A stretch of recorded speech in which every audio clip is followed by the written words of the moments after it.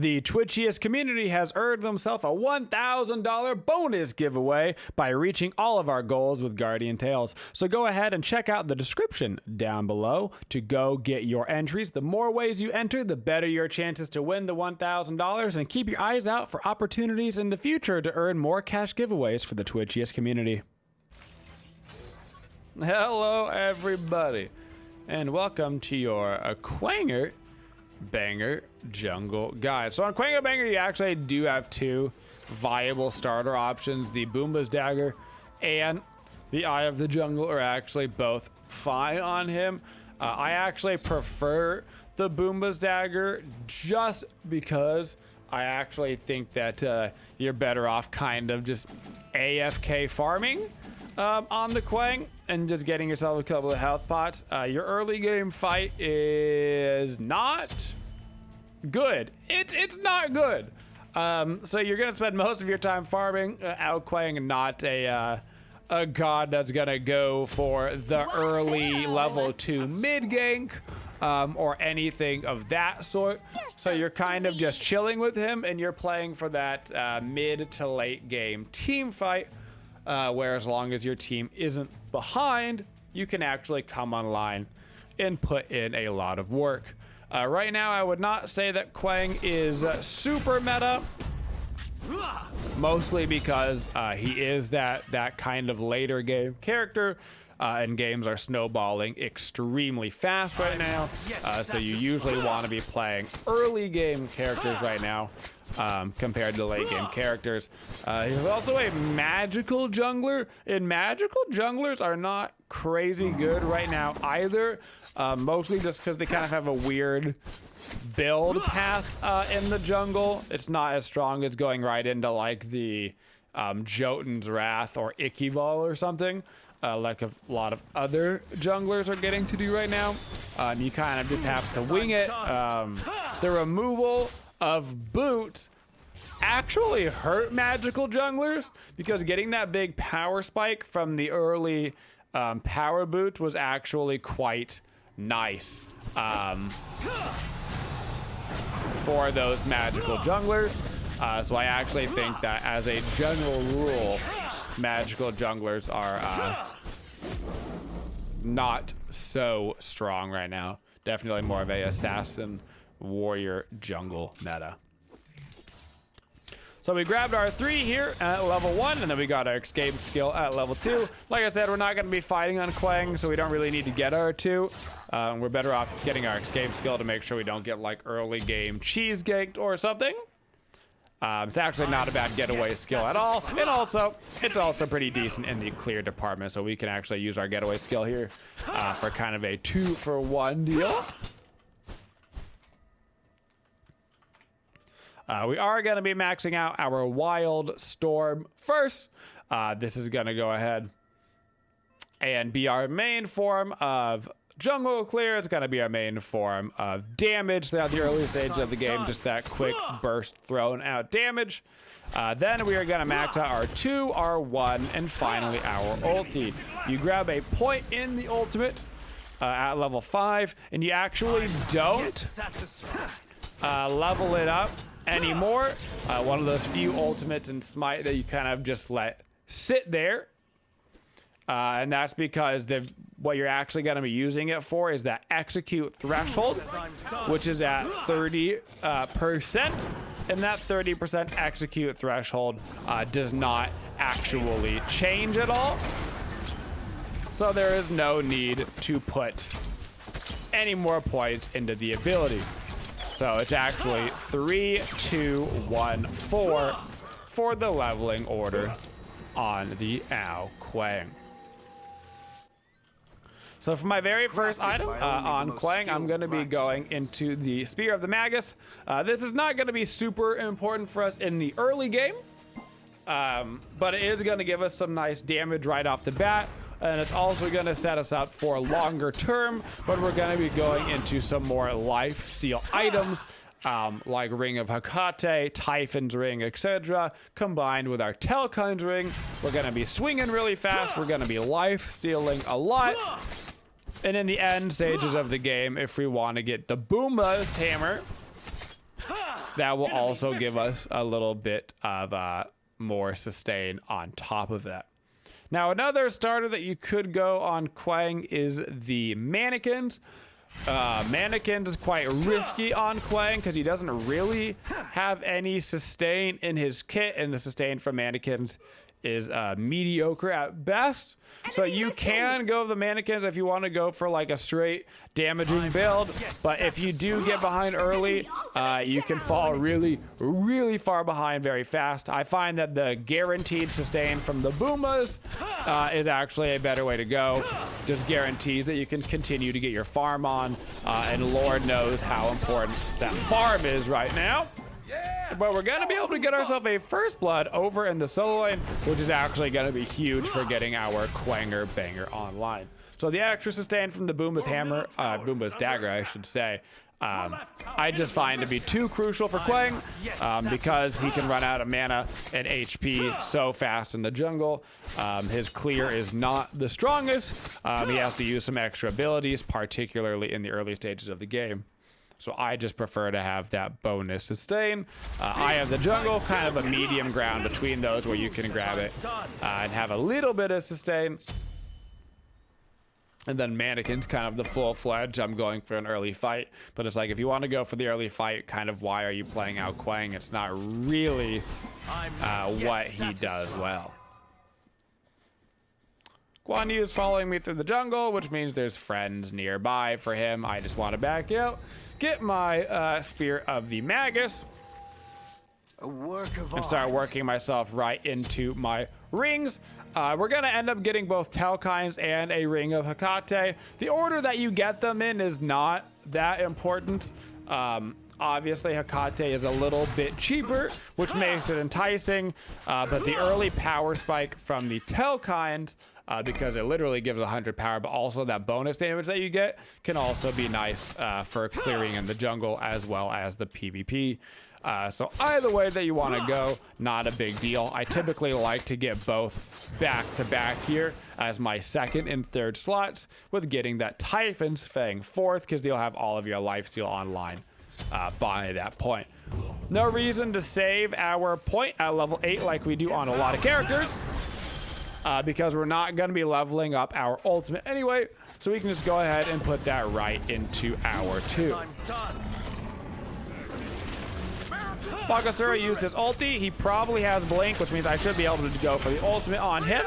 He did, in fact, have Blink, so we get that kill right there. I'm going to land on the Yanis and then do a little teleport out, so I'm going to grab another kill through that as well. So I land down right on top of the Yanis for my ultimate, which is going to do a little bit of damage to him. Immediately, I go into my dash.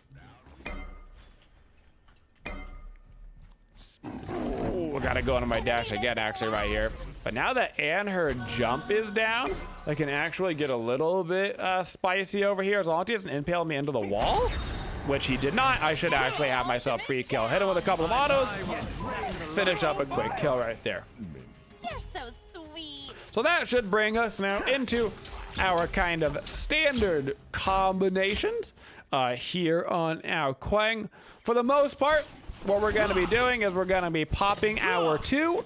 Our 2 is just going to give us a bunch of additional damage on our auto attacks, as well as our 3. Keep in mind it does proc on your 3 as well. So we want to have that procced first. That way it is ready to go, so we can get all those bonus damage from the dragons. Then typically we're going to blink in to start the fight. If you don't have your blink to start the fight and you're using your 1 to get in, just keep in mind that your only way out of the fight at that point is basically by using your ultimate, which is risky. So preferably you want to blink into the fight. Have your 2 already pre-popped. You can pop your 2 while in stealth without taking you out of stealth. So if you're in stealth and you pop this 2, you see I am not taken out of stealth, but it does make a sound effect, and that sound effect will let people know that you were in stealth around them. So you actually typically want to just go ahead and use it before you're even around their lane. That way they don't hear you use the ability. So while you can use it in stealth, the audio effect will mostly be giving you away. So I'm gonna burn down Guan Yu as low as I can, pop my ultimate just before he is about to go into Threshold. So I assume that Guan Yu has his ultimate up, right? So if I wait until he's about to be in Threshold, Guan Yu is gonna go ahead and ulti, make himself CC immune, and then my ultimate is not going to execute him. So instead, right before he's about to be in execute range, I hit him with the ulti. I've got one last dragon gonna go off on him. That puts him into execute range, and we grab the kill. Now, if you can't catch up to a target, you can use your 2 again. When you press your 2 again, it is going to throw out your remaining dragons, and it is going to do a slow on the target, which can help you catch up. Now, this is gonna do way less damage than simply auto-attacking with your 2 active, or through using it with your 3. So you do actually, for the most part, want to use this with the auto attacks, but if you can't catch up to a target, it's a good way to be able to get in range. Or if they're about to get away with 1 HP, perhaps you started off the fight using it and you've got a couple of dragons left, you can throw it out to try to get that last little bit of damage and grab that kill at the very end. So it's got both kind of a start of fight and end of fight implications. Now we're gonna get our beads here second, and we're gonna grab our Telkai and start working on the Hecate. I had enough money for the Telkai, which means I'm gonna grab it. For the most part, if you've got enough money for the Telkai, go ahead and grab it, get that extra damage online. If you backed and you're in that weird zone where you can get the Hecate, not the Telkai, just go ahead and grab yourself the Hecate.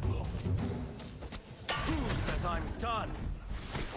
I don't kind of mind fighting into this. I'm gonna pop a potion right here, and I've got so much damage, but unfortunately, I'm gonna get CC'd for 12,000 years by the Kuzenbo, and my 1 is not gonna go off because I got smite gamed a little bit right there. But that is okay. That's gonna happen. So right there, what happened? I tried to press my 1, get me in stealth, get me out of that situation. Unfortunately, it just simply never went off. You can press buttons as hard as you would like to in Smite, but if Smite doesn't want them to go off, well then by golly, they're not gonna go off. So we're basically power spiking right about now. Right about that level 13-ish marker is when you actually start to be able to really play the game on Kuang. It's right about that time where you've hit solidly mid-game. You're actually probably entering now into the late game. I would say late game of Smite starts right around that 15-minute marker. So this is where we start to look around for a lot of picks into the objectives. Now Gold Fury is up. We actually don't have any of the fire stuff up yet, so I'm gonna come over here and quickly do the Scorpion to make sure that it is down, and we have the Pyromancer and the Fire Giant actually up when the time comes. Kuang, very good at burning objectives. Gold Fury, Fire Giant, not a great tower killer because a lot of his damage on these objectives comes from the fact that his auto attacks wreck with the 2-up, and they're not going to proc on a Phoenix or anything. But he does decimate the objectives. Get a little Sentry Ward down here at bottom left.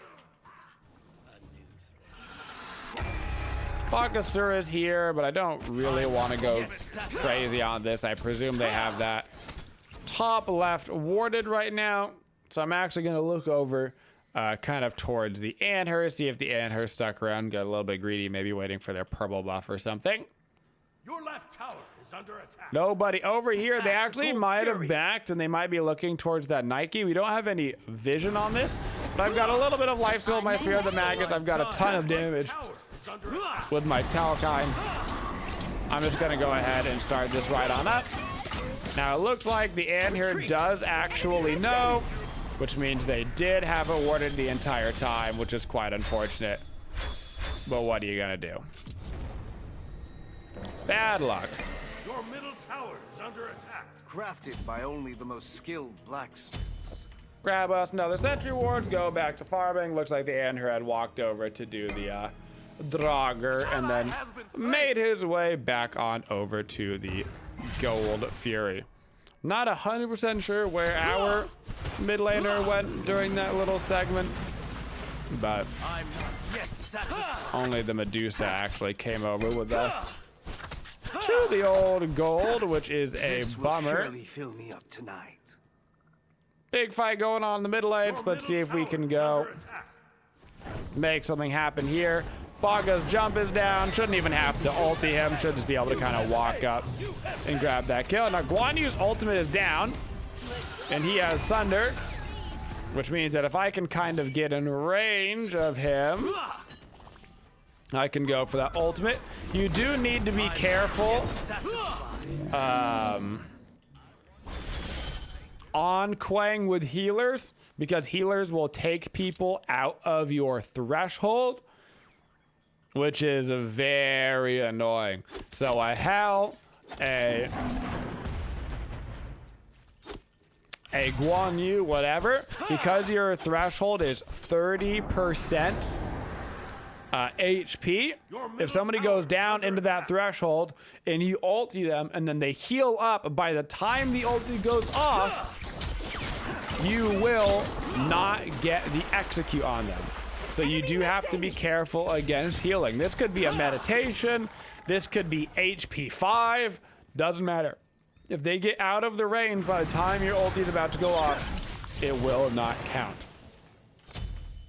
Also, of course, CC immunities, beads, Aegis will all stop this as well. One little fun fact about Kuang Execute is actually the interaction with Capriult. A lot of people don't kind of realize the intricacies of this. But if a Capri ulti is on a target and you ulti them, it will go through the execute. Executes go through Capriult. But our Kuang's execute is unique in that it is a two-pronged execute. So while a Thanatos ultimate will always execute the Capri ult, a Kuang ult can actually be countered by Capri ulti as well. So if somebody has the Capri ult already on them, congrats, you're good. But because Capri ulti is a cleanse, if you ulti somebody and then they get Capri ultied after your ult in that little animation time, the Capri ulti will actually cleanse your ultimate and override you. So it's kind of a unique little situation there. But only Kuang has that interaction because his ultimate can be cleansed. You can also cleanse our Kuang ult with like a Geb shield. A well-timed Geb shield can cleanse a our Kuang ult. So I'm gonna go for the Guan Yu right now. He's only level 14. I've got a ton of damage on him. Gonna see if I can go for the execute. He does not have beads because he won't blink and sunder, which means I'm gonna be able to pretty much pick up that kill every time. Waiting for the Kuzenbo to kind of go for his dash. Doesn't look like he's gonna go until after I have already landed, which is a smart play there. Has been destroyed. Your middle tower is under attack. Ao Kuang is a absolute hyper carry in the jungle, which means you want to pair him with frontline / gods that can help keep him alive. I don't mind Nike as a pairing, just general frontline, kind of get all up in people's faces. Fafnir is really nice. He's got a stun to peel. He can increase my attack speed, which has got to increase Kuang's damage by a ton. So on the whole, a good composition here with the Kuang. Obviously, other more defensive supports work as well, but he can work with the defensive or offensive supports. You just generically want frontline because you're going to have to dive into their backline to get kills. Oftentimes, you have to use your one in order to get to them, which is your escape skill, so you've kind of committed to the fight. It just means you want somebody else back there with you, whether it's a support or a warrior from the solo lane, doesn't really matter. You just kind of don't want to be alone in the middle of a team fight. Now there is a Anher over here in this corner. So we're gonna see if we can't get over towards him. That's his impale down, that's his jump down. But unfortunately, it looks like their entire team is literally just here. So we're not gonna be able to do anything about that. because they've got 5 people here. Alrighty then. So now we're gonna start working on our Typhon's Fang, and we're gonna get a lot of life steal from the Typhon's Fang because we've got the Nagus and the Hecate. It's gonna stack up quite well, on top of the fact that Ao Kuang's passive also has healing on it as well. Heals for that 5% of maximum health. So we get a little bit of sustain from the passive, a lot of bit of sustain from our items, and Ao Kuang actually becomes pretty hard to kill in that 1v1 team fight.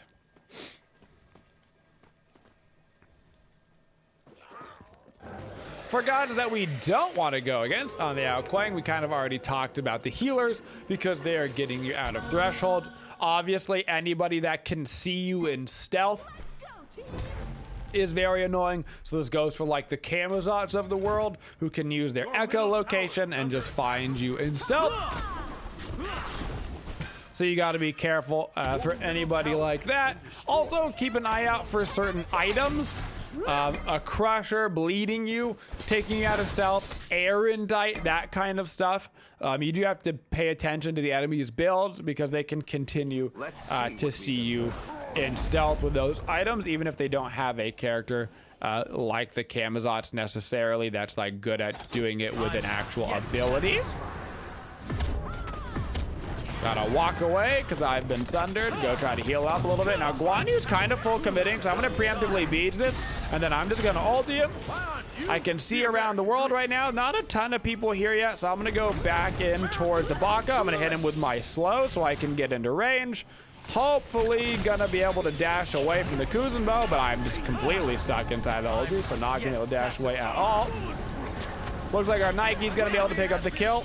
Oh, and I'm gonna get Yanis ulted because of course I'm gonna get Yanis ulted. Gonna stay in stealth for as long as I can and try to run away on this one. Now reminder, if you pop your one a second time, that is when it actually does the decoy damage, but popping that decoy damage also takes you out of stealth. So Ao Kuang's one is actually a kind of a fun ability to use because it's got the getaway potential and the damage potential, but you can see me going into stealth, the decoy is still up and the cooldown has not started yet. So once I pop it again, the cooldown actually starts to come back up again and I get popped out of stealth. So there are implications to Ao Kuang 1 where sometimes you don't want to pop it because you want to stay in stealth, but other times you want to pop it immediately, even if it's gonna say you used it for damage but they're already out of the range and you screwed up the one, you still want to pop it because you're gonna get the ability going on cooldown, which means you'll be able to have it up for the next time that you need it. So oftentimes you do want to just pop it to make sure that the cooldown is coming back up so you can use it again. I'm gonna go look the bag of the Guan Yu. We have gotten our Boomba's hammer online, gonna help with that CDR. Guan Yu just immediately uses his ultimate. That is totally fine. I'm actually gonna continue to stealth towards him though, except for there is a Bakasura and a Kuzenbo and their entire team here, so I'm just gonna waddle around the other way. Getting chased around by a little Kappa. It's actually a Yanis right here as well. Devour them. Gonna go for some quick burst damage. That's a tanky Yanis. Okay, Yanis ult down, Kuzenbo ult down. This is a Yanis with a Warlock sash. And okay. The more you know, tanky Yanis. And now for the enemy team's ultimates are down. So on Ao Kuang, a lot of the time in the late stage of the game, you're just going to be kind of walking around looking for picks. This is also a reason why Ao Kuang is typically better in casuals than he is in ranked, and better in ranked than he is in SPL. Communication tends to do very well against Ao Kuang, kind of Loki style. Where stealth characters in Smite just generally do better against teams that have less communication. Less communication means, you know, more scary. Ooh, where's the Morgan? Where's the Ao Kuang? Kind of thing. And so teams that are all in comms together that can call out your location typically do better.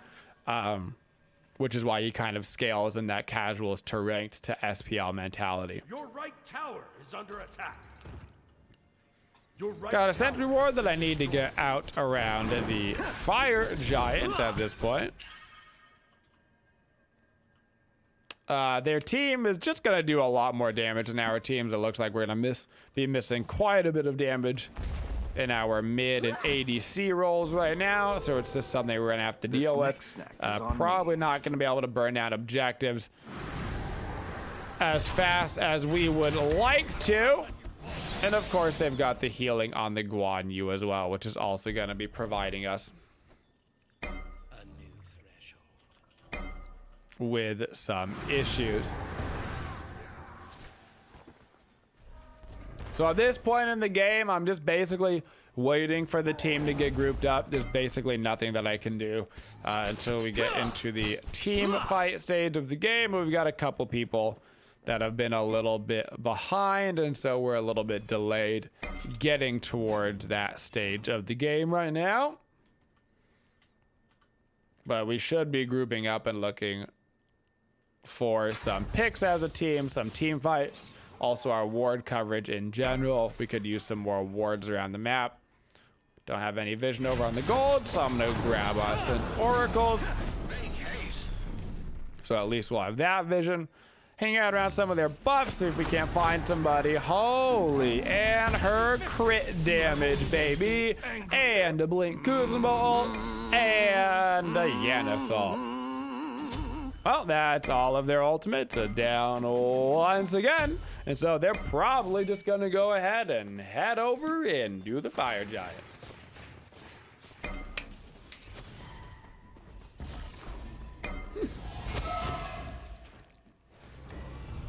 At this point, there's just nothing we can do on Kuang unless we decide to start actively team fighting. So it's kind of just walking around looking for picks, and if they're gonna use every ultimate on us, then they're gonna use every ultimate on us. So that's an unfortunate body block right there. Literally just waiting. You're on fire.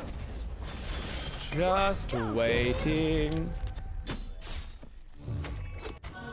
At this point, they basically have everything warded. So we're just gonna have to sit back in our Phoenixes. We haven't won a single team fight this game, so I doubt we are gonna win one, honestly, at this point. And they can mostly just run down directly at our Titan if they would like to. Long story short on this one, we did not get grouped up nearly in time. We didn't get enough ward coverage out, and they just straight beat us in the team fight department. We have still not actually really gotten grouped up. We have still not put out wards in aggressive locations, looked for picks, or anything like that. I'm not yet satisfied. Your middle tower is under attack. Gonna try to secure our buffs here at the end. That way they at least don't have all of our enhanced buffs on top of everything else. They could shove directly for mid. Nope, they are not. They're gonna continue to shove through left for some reason.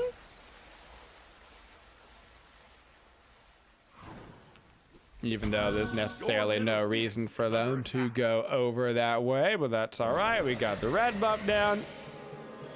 Now we just get out those deep in lane sentry wards and just kind of wait for them to shove towards us. They've got a 10k lead. 10k leads right now in Smite are basically unbeatable.